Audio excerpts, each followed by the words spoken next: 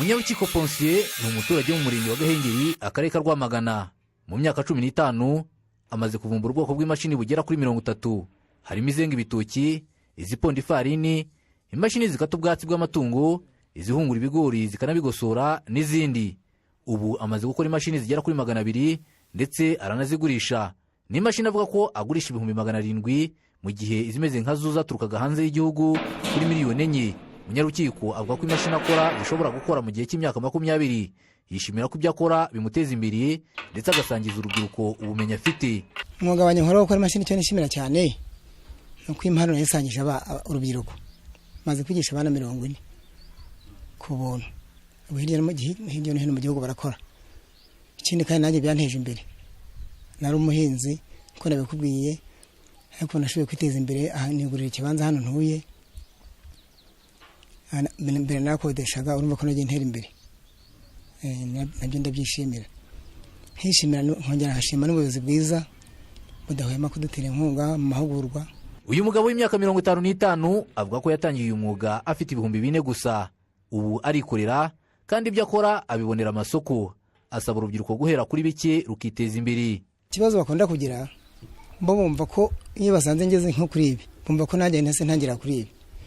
Nabumvisha gutangira kuri duke hasi kandi ntibasuzugura umurimo. Natangiriye ku masipana y'4,000.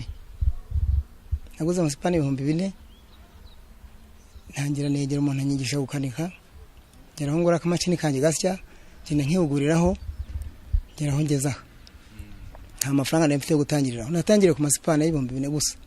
Munyarukiko Pontien ukora imashini z'ubwoko butandukanye, company ye Yize mu bitotsi limited, avuga ko kugira ngo agere ku bwoko bw'imashini butandukanye bimusaba gutekereza cyane, bityo akagera ku nzozi ze. Izi mashini nizo mpemba mu mutwe, ntabwo ari zo nize mu mashuri. Sibye amahugurwa nagiye ngira, ariko inyinshi nizo mvumbura mu mutwe. Iyo ukambura uti ndashaka imashini niyi, intekerezaho. Nk'ejo bundi hari abantu bazaza kuma komande y'imashini ihura amasaka. Ubu nyirimo ndi kuyikora mu mutwe, nibaza nzayitangira. Ubu abasore 3 bashoje amashuri yisumbuye nibo Munyarukiko arimo kwigisha uyu mwuga wo gukora imashini. Bavuga ko biteguye kubyaza umusaruro amahirwe bafite. Nzabibyaza umusaruro kuko ibingibi ni ibintu bikenewe cyane hatera no mu Rwanda gusa, ahubwo no muri East Africa no hanze no hirya no hino. Ni ibintu bikenewe n'abaturage kuko byoroshya imirimo y'abaturage. Nimara kubimenya nkabona igishoro ngatangira kuri bikeya, nzagenda mbigeze ku bantu batandukanye nanjye bashe kuba byambeshaho.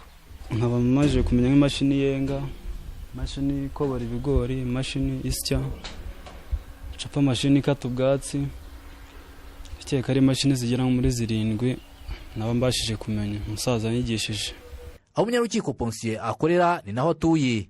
Nubwo yize amashuri 6 abanza, iwe mu rugo asanga imodoka zishaje aba yaguze kugira ngo azikoreho ubushakashatsi ku mashini akora agendeye ku mikorere y'imodoka. Kwizera John Patrick mu karere ka Rwamagana.